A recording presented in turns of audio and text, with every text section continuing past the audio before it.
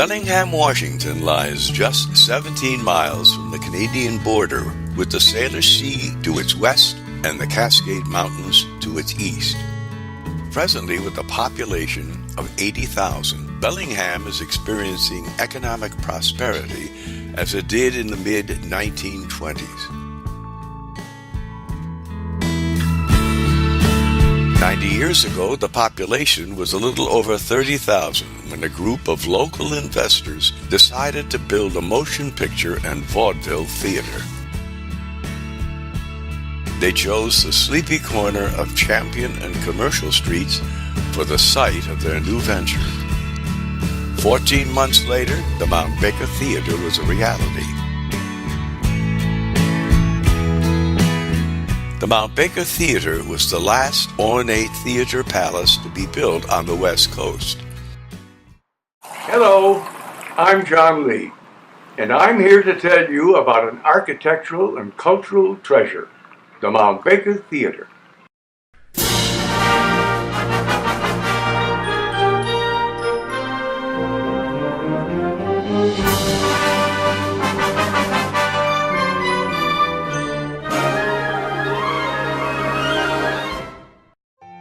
The Mount Baker was built as a transitional theater designed for both silent film and vaudeville.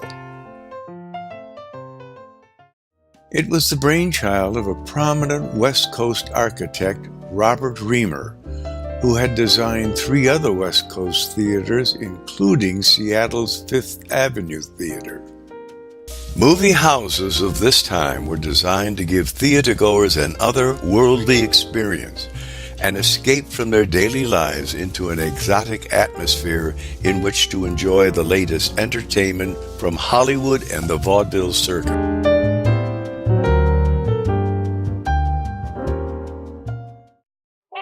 It was the roaring 20s. The nation was experiencing boom times.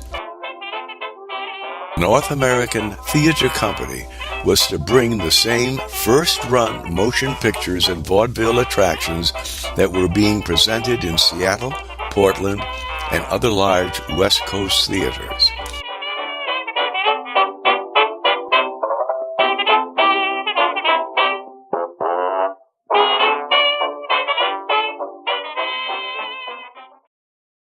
In a matter of weeks, the large sandstone outcropping at Commercial and Champion Streets had been cleared prior to construction.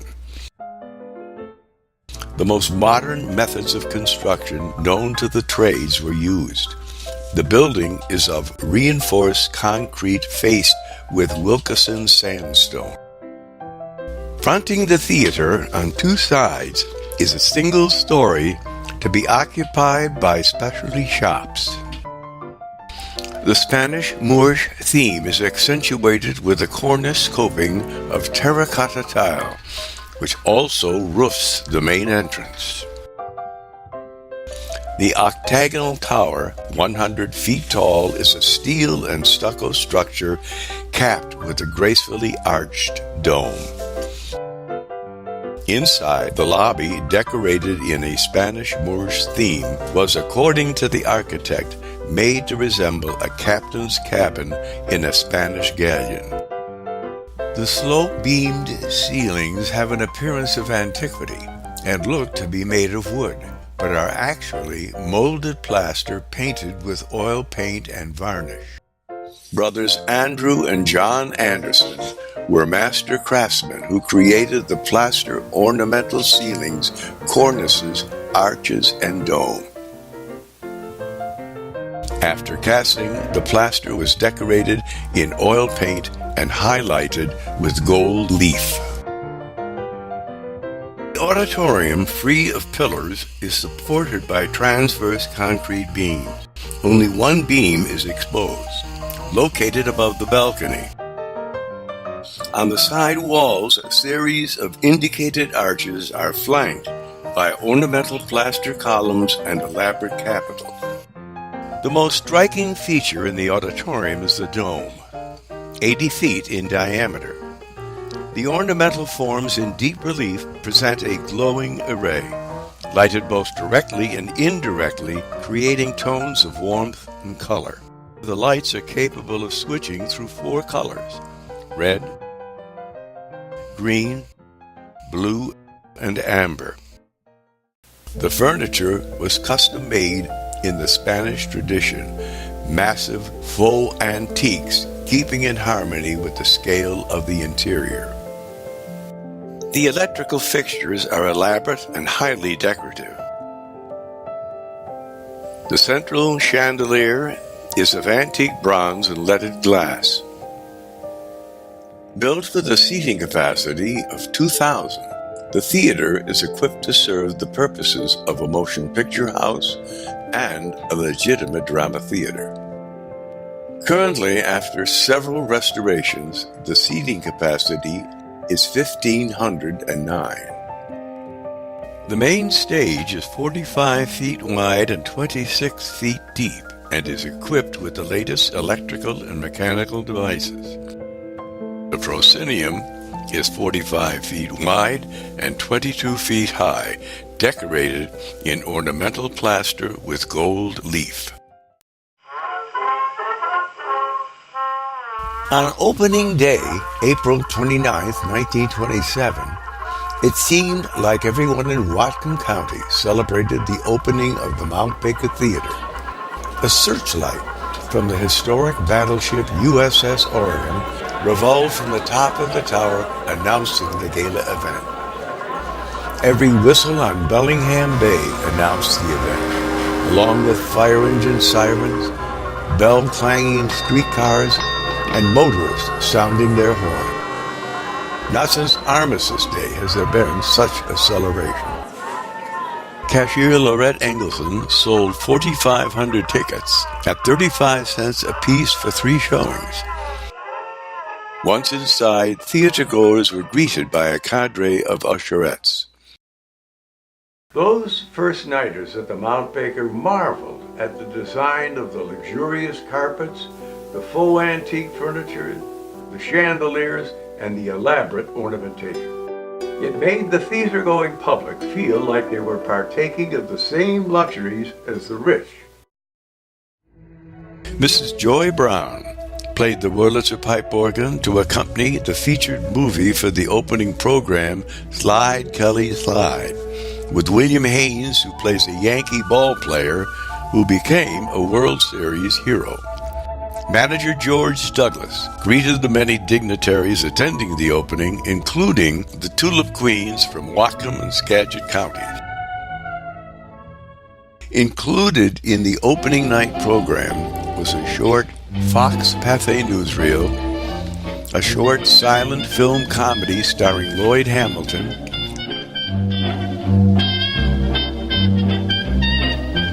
a live dance log, and scenic film clips in Technicolor. Theatergoers got a lot of entertainment for their 35 cents. Fanchon and Marco, famous brother and sister impresarios, brought most of the vaudeville shows to the West Coast and Mount Baker Theatre until the mid-1930s. In November of 1928, they brought to Mount Baker the Midget Follies with the world's tallest man and a cast of the world's tiniest people. On February 24th, 1934, the Gum Sisters appeared on the Mount Baker Theatre stage. The youngest, Frances, went on to star in the 1939 film The Wizard of Oz. Her name had been changed to Judy Garland. Each theater on the vaudeville circuit supplied their own local musician. Iris Irene Johnson began working as an usher and cashier, as well as an entertainer, singing and dancing in live stage productions. Early on, animal acts were popular on the vaudeville circuit. A recently sold-out show by Stunt Dog Experience proved that today's public still loves to see our four-legged friends perform.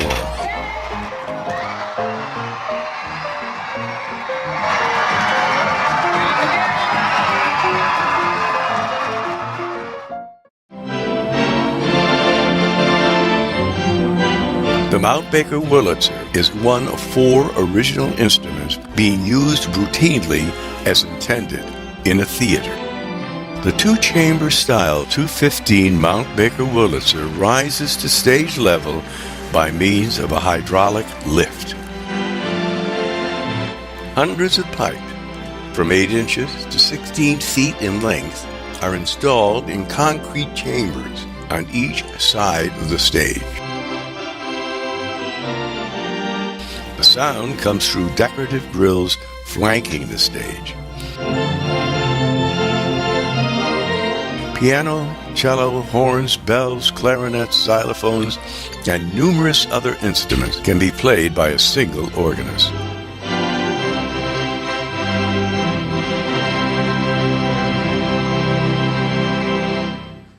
Gunnar Andersson was one of the first to play the Mount BakerTheatre Wurlitzer. He traveled to Hollywood during its heyday and played at Fox, Universal Studios, and the Beverly Hills Hotel. After a stint in the Navy, he returned to Bellingham and was very active in promoting use of the organ at the Mount Baker Theatre and appeared there several nights a week, playing during intermission. Jeffrey Fox was another Bellingham organist who played the Mount Baker Wurlitzer for many years. And this organ sounds even better than it did at that time because we have changed the console. It has 3 keyboards now instead of 2. It's what originally was intended to be in this theater, but wasn't available at the time the theater was finished. A lot of the professional organists tell us that it's one of the finest organs they have played, especially at this size of organ. And we're really, I understand also, that the acoustics in the theater here is just ideal for this type of instrument.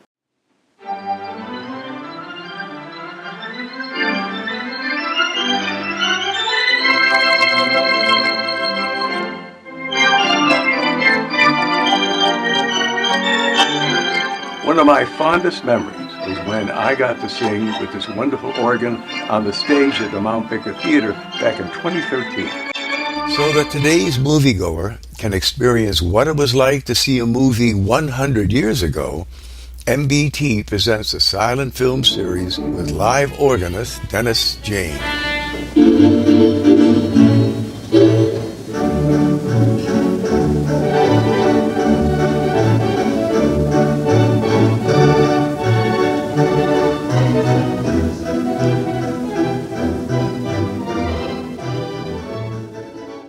The idea of combining recorded sound with motion pictures is as old as cinema itself. However, the first publicly exhibited films with image and recorded sound were shown at the Paris Exposition in 1900, where Sarah Bernhardt was featured along with other famous stars. In the late 20s, with the advent of talkies, The Jazz Singer, starring Al Jolson, was an immediate success and a new age of cinema was born. Now get this. Blue sky, smiling at me, me, nothing but little blue sky. Do I see? Do. Fox Studios made sure that the Mount Baker Theatre had the best equipment to show the latest national and international news events on Fox Movietone newsreels, as well as the full-length sound motion pictures that were to follow. This assured the survival of the theater beyond vaudeville and silent films. First-run feature movies were celebrated by locals in a lively way. For the first Marx Brothers movie, Coconuts, they brought out a brass band and mounted Indians to celebrate the event. Now, I hope I still got my underwear on. The Mount Baker survived the Great Depression by continuing to present first-run movies throughout the 1930s. The public was hungry for fantastical, escapist fare, and the studio system was at its highest with having great control over a film's creative decisions. It was the start of the golden age of Hollywood, which lasted through the 40s. Many Canadians drove south to see the latest from Hollywood. In 1935, Call of the Wild, starring Clark Gable and Loretta Young, was filmed on Mount Baker. It was said that Clark Gable, while staying at the Bellingham Hotel, would cross the street in the evening to the Mount Baker Theatre to relax with a good movie. For some theatrical releases, local artist Marvin Thompson was commissioned to hand-paint advertising displays for the front entrance of the theater to attract more moviegoers. The Barrier, 1937, starring Leo Carrillo and Gene Parker, created a lot of local interest because it had been filmed in the Mount Baker National Forest.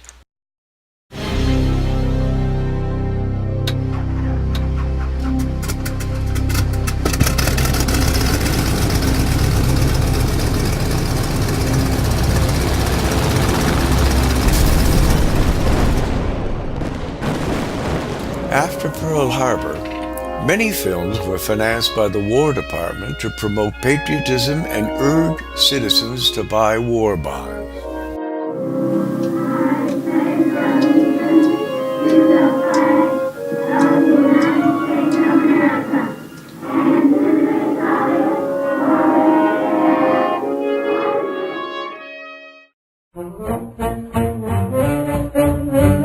Mount Baker held a war bond benefit premiere of Best Foot Forward, starring Lucille Ball in 1943 with a drum and bugle corps sidewalk concert.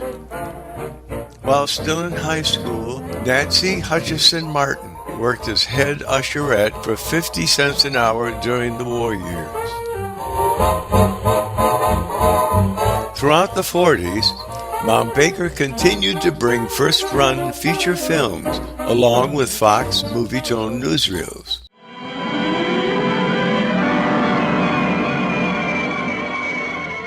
Many films about the war were made during the war. Some were propagandistic. The great American spirit takes to the air to free the skies of cowardly monsters that release instruments of death and destruction upon a gallant people.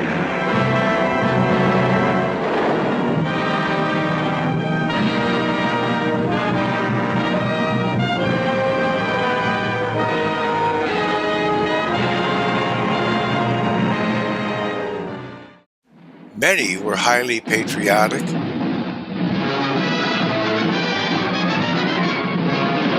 is the Army, Mr. Jones.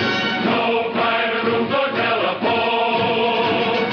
You had your breakfast in bed before, but you won't have it there anymore.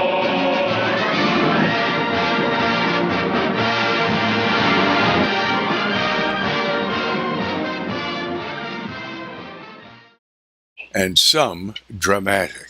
You know you don't have to act with me, Steve. You don't have to say anything and you don't have to do anything. Not a thing.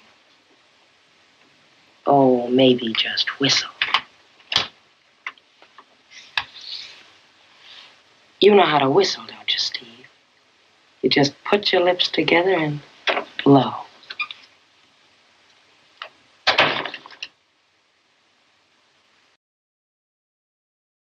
After the war, Hollywood was well into its golden age, and the Mount Baker Theatre brought many memorable films to our community. I intend to prove that Mr. Kringle is Santa Claus. But I've got a feeling he is Santa Claus, Mother. I think perhaps you're right, Susie. Oh, Christmas isn't just a day. It's a frame of mind. We ain't got no badges. We don't need no badges. I don't have to show you any stinking badges. Better not come any closer.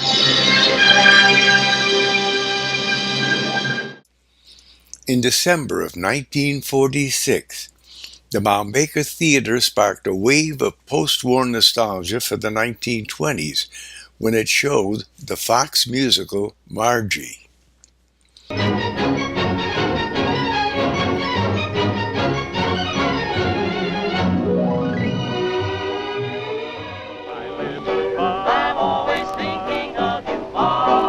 Can you jive, Daddy? Well, I can't exactly say I'm good at it. Don't forget your promise to me. I have bought a home and bring it.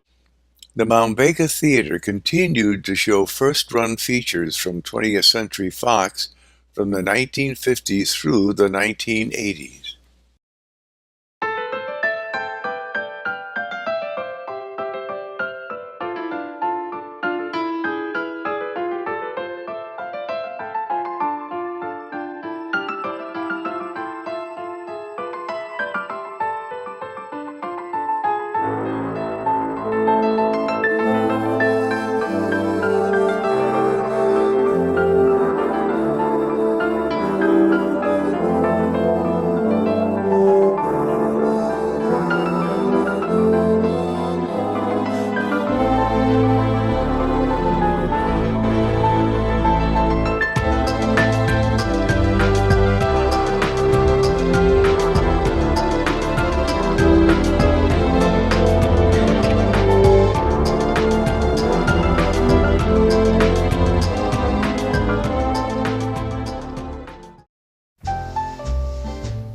During this time, technological advances, changes in social and moral values, and shifts in moviegoers' habits were bringing about changes in the movie industry. A mass migration of the U.S. population from the cities to the suburbs was another cause of cultural change.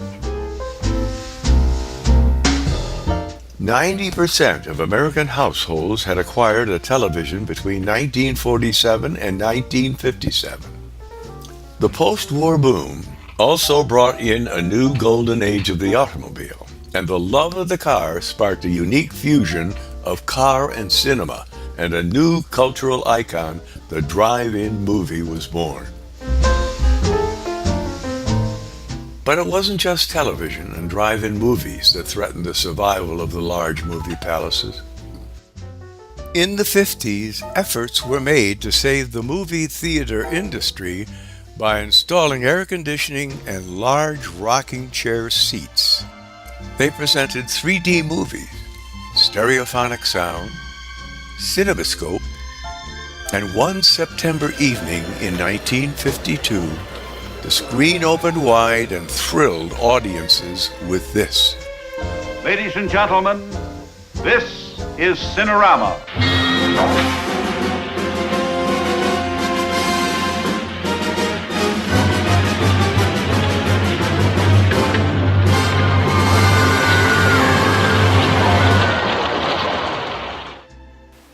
The widescreen became the industry norm, and the ornate movie palaces had to install widescreens to accommodate what Hollywood was producing or perish. The Avalon Theater here on Catalina Island in California installed a widescreen and kept its beautiful Art Deco auditorium intact, and currently presents first-run feature films. The darkest time for the old movie palaces was in the late 50s through the early 70s.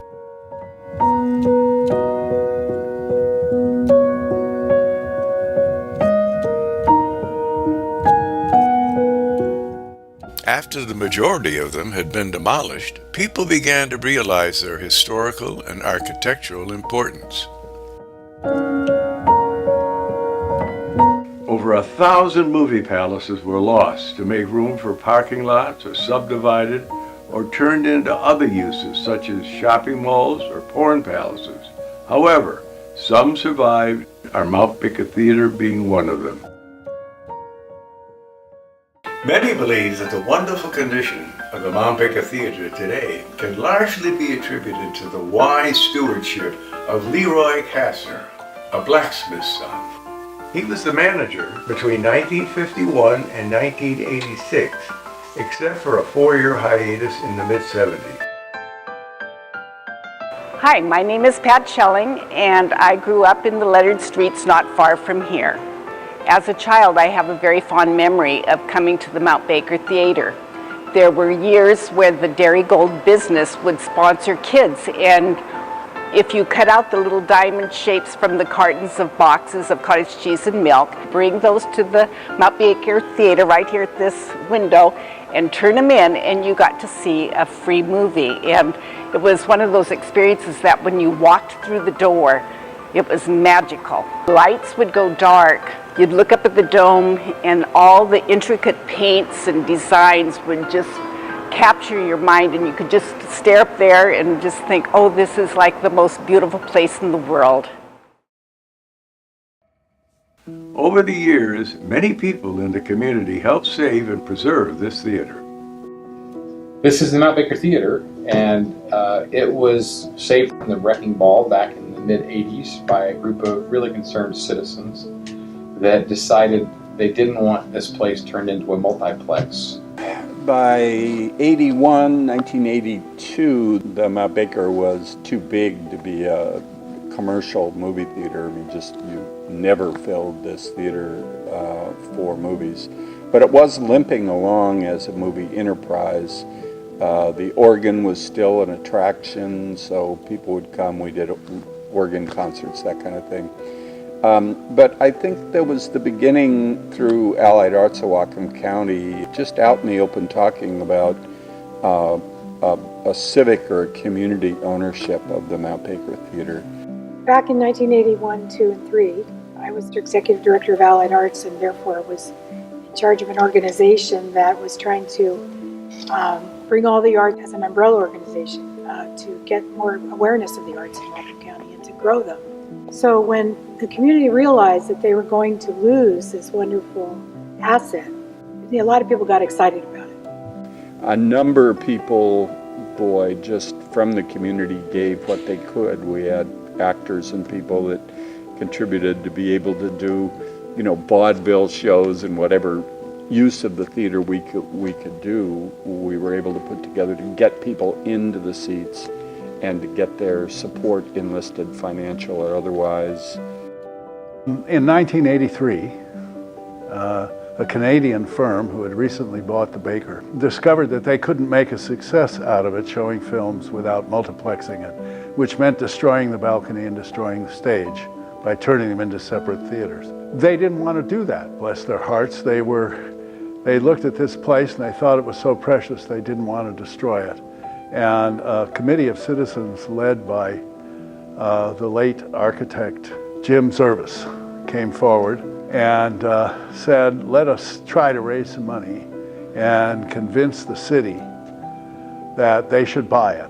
And maybe the county will make a contribution, and we'll try to make a private contribution, and we'll manage the theater for you for nothing.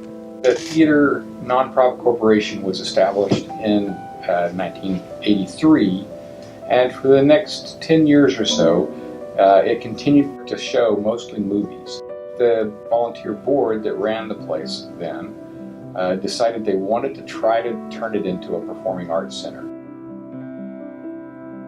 At City Hall, we had a challenging time in that the economy was fairly good in the 80s, but it wasn't a situation where the city could afford to just step in and answer all the questions for everybody with a big check. So we did have to raise quite a bit of money in the community ourselves, which succeeded. Well, my wonderful adventure with the Mount Baker Theater started when I volunteered to be an office person in January of 1984. The city of Bellingham had agreed to put in $600,000, and Whatcom County agreed $150,000. At the last minute, with the change of administration, it turned out the city could contribute $450,000 and left $150,000 hanging out there. So my charter member board, what I call my old guard lovingly, 13 dedicated professional people, managed to raise out of our little Whatcom County with various grants from businesses and even school children, pledges in the amount of $150,000 in less than a year. We made it. We did it. Once everything was all said and done, Bellingham contributed $750,000. Whatcom County contributed $100,000, and the group of citizens raised $850,000. Certainly remember forming the first operating board, and I had the opportunity to serve as the chairman of that first operating board once the acquisition had taken place and it became a community-owned facility. It was very exciting and very scary. Many improvements have been made over the years. The marquee was replaced in 1991 with a replica of the 1927 original. It was upgraded in 2008 with programmable electronic color light signboards. As a result of the 1994-95 capital fundraising campaign, the theater and lobby were painted and restored, including the faux wooden beams and ceiling in the lobby and mezzanine. Also, the carpet was replaced in the lobby and aisles with something as close to the original that was affordable. The big things we did were to change the materials in the back wall, to put those wonderful, elegant drapes up on the walls on either side, which go around the windows.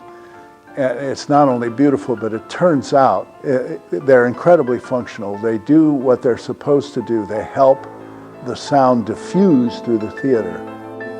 The City of Bellingham provides a small management fee and maintains the shell of the building. But the theater runs its own program on its own hook.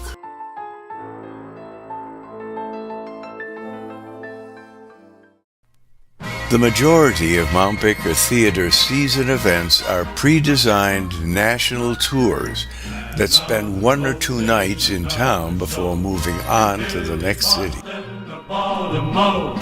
chance for stage folks to say hello. Another opening of another. The Mount Baker Theater showcases some of the best live professional performances in the Northwest. Forget your past. Another pain where the It's quite a production when a Tony-winning musical touring company comes to town. Rehearse. 3 weeks and it couldn't be worse. 1 week, will it ever be right? Then out of the hat, it's that big first night. The overture is about to start. You cross your fingers and hold your heart. It's curtain time and away we go. Another opening of another show. We run with our ticket prices, which run about the national average of about 56% of our expenses, somewhere in there each year, and the rest we raise. About 40% of the annual operation budget comes from memberships, sponsorships, advertising, contributions, interest from the endowment fund, and the management fee from the city. From time to time, a gala fundraiser is held starring high-profile artists. In May of 2014, Steve Martin and the Steep Canyon Rangers delighted the audience with their own brand of bluegrass music. The sun is gonna shine again. The sun is gonna shine again. The sun is gonna shine again. As a nonprofit corporation, our mission is to provide broad and diverse performing arts to the region, and also to preserve and maintain this beautiful facilities. We've done several renovations over the years, and I think the theater is in really great shape. In fact, artists that come in constantly are wowed by the quality of the building. We've got a great staff of people that keep things neat and tidy and fixed and working.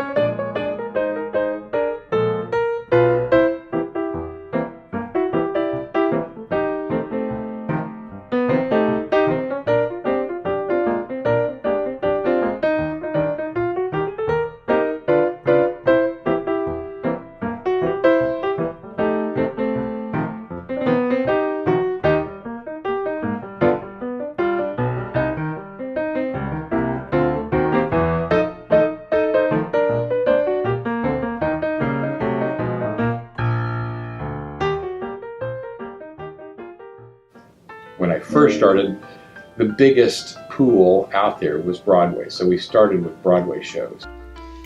Mount Baker Theatre now offers diversified programming, such as jazz, dance, humor, film, rock and roll and blues, and drama.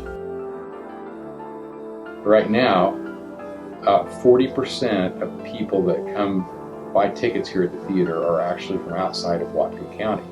So we really truly are a regional performing arts center. A small part of our own schedule, summer, fall, and winter, is produced by us using mostly professional actors and professional directors. So it's professional theater produced by the Mount Baker Theatre.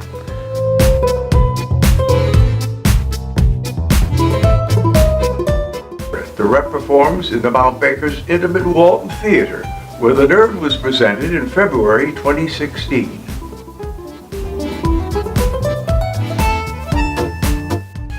In 2014, the Rep's popular production of Little Shop of Horrors was featured on the main stage.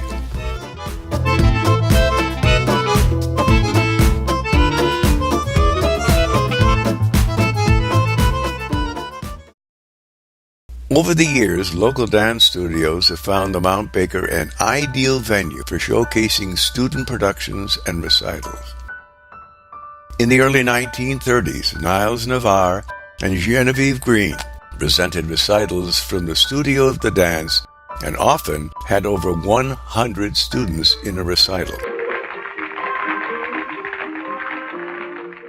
In a 2001 Herald interview, Virginia Emerson Carnes of Bellingham showed the glittery skirt she wore when she danced the hula at the Mount Baker Theatre in 1928. She was 4 years old. Evelyn Wilkinson was another early performer at the theater. I was born 12 days after the Mount Baker Theatre first opened, and my first experience with the theater was when I was 6 years old. I tap danced on the stage to lullaby on Broadway. Evelyn married and moved away, but returned to Bellingham when her husband retired from the Navy. She started volunteering at the Mount Baker Theatre in the early 70s. I started out serving coffee, and I also ushered. Then I had a chance to be a receptionist, so I tried that. And I like that real well, so that's where I ended up. Today, the tradition continues as community-based organizations such as Ballet Bellingham put on events such as Perspectives. The cast of the Northwest Ballet production of Alice in Wonderland warms up on the main stage before a Sunday matinee performance in May of 2016. A middle school student, Julia Swartz, elegantly danced the lead role with solid support from the entire cast. Choreographed by NBT Artistic Director John Bishop, this locally produced ballet enchanted the audience of all ages. A perennial favorite, the community-based Whatcom Symphony Orchestra performs regularly at the Mount Baker Theatre.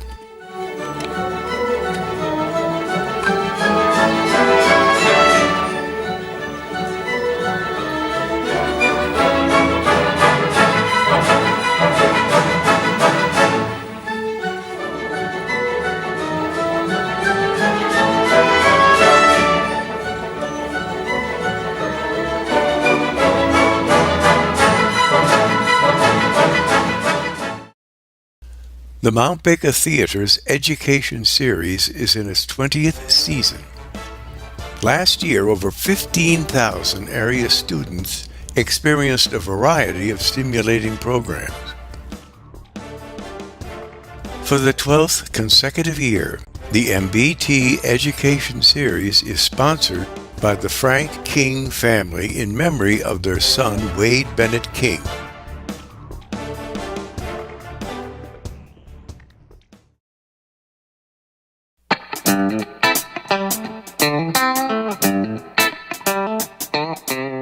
We're up here in the projection booth of the theater, and what you're looking at now is the platter.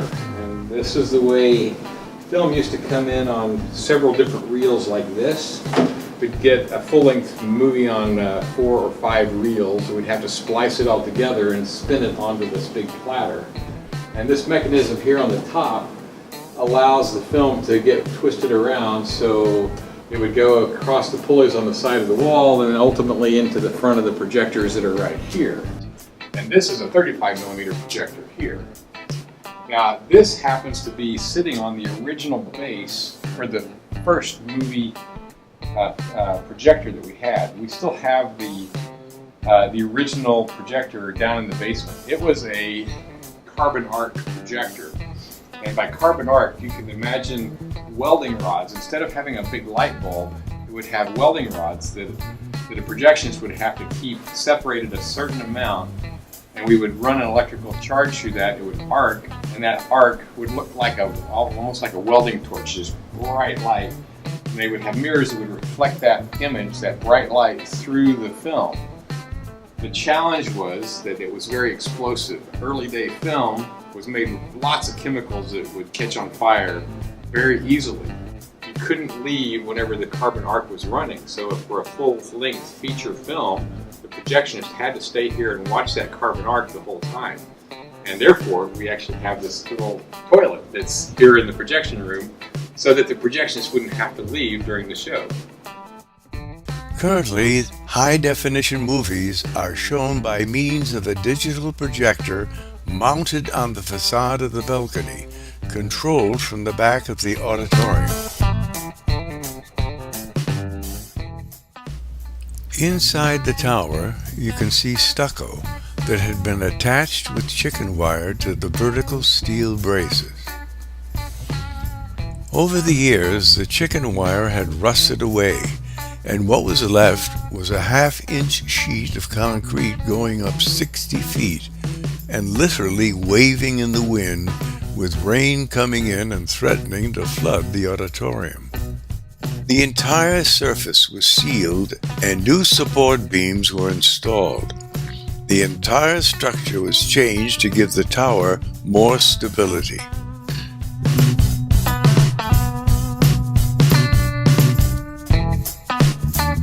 The outer dome is made of reinforced concrete, 8 inches thick.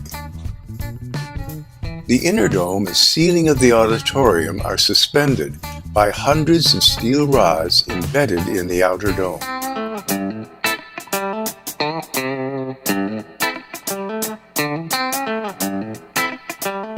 With the house lights on, the main chandelier can be seen through an opening between the inner dome and the catwalk.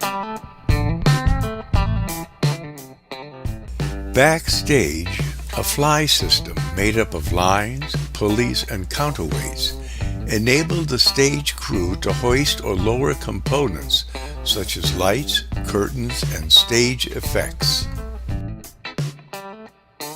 The components fly between the clear view of the audience and out of view into the fly loft high above stage. The counterweights allow one person to raise or lower the different components. This graphic is all that remains of the original fly system. Backstage, the bright dressing rooms await the arrival of the next troupe to perform at the theater. Visiting performers are impressed with the quality of lighting in the dressing room, where large windows let in natural light which augments the makeup lights. A closet in the basement hallway reveals the air supply for the organ. This is the big fan that moves all the air for the organ. It goes up in the tunnel. It pulls air from outside here through this chimney and into the fan here and up through to all the pipes up in the attic.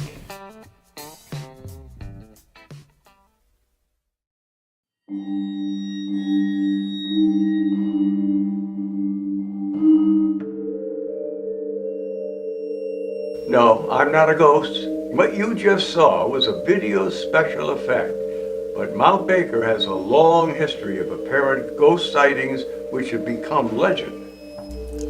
One such story is about a young woman who died of a tragic illness in one of the houses that were torn down in 1926 to build the theater.